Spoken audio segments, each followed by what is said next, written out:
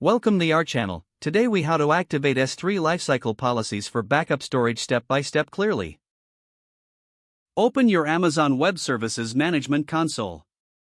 Sign in to your AWS account using your credentials. Navigate to the S3 service by searching for S3 in the Services menu.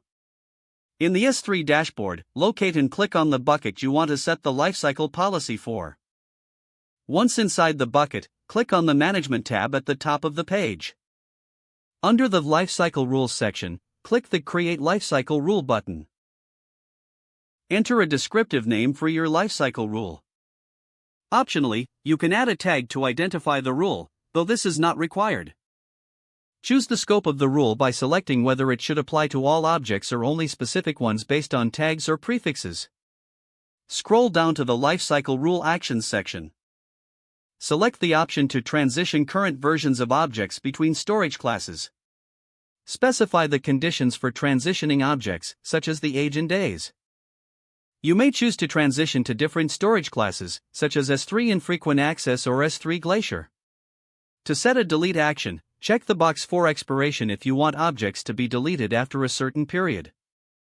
Define the expiration period by indicating the number of days after which objects should be deleted. Once you have configured your desired actions, review the summary of your lifecycle rule. If everything looks correct, click the Create Rule button to activate your lifecycle policy.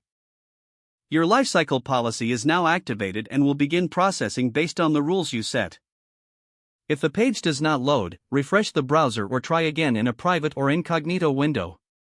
Make sure you are using the correct email address, then retype it carefully to avoid small typos. If your password is not accepted, check your spam folder for verification or security emails, then complete any requested confirmations. Enable two-factor authentication if available to improve account security and reduce unauthorized access risk. After signing in, review your profile details so your contact information and settings are accurate and current. If you see an error message, note it down and try again after restarting your device and internet connection. Log out when you finish, especially on shared devices, to keep your account and payment information secure. If the page does not load, refresh the browser or try again in a private or incognito window.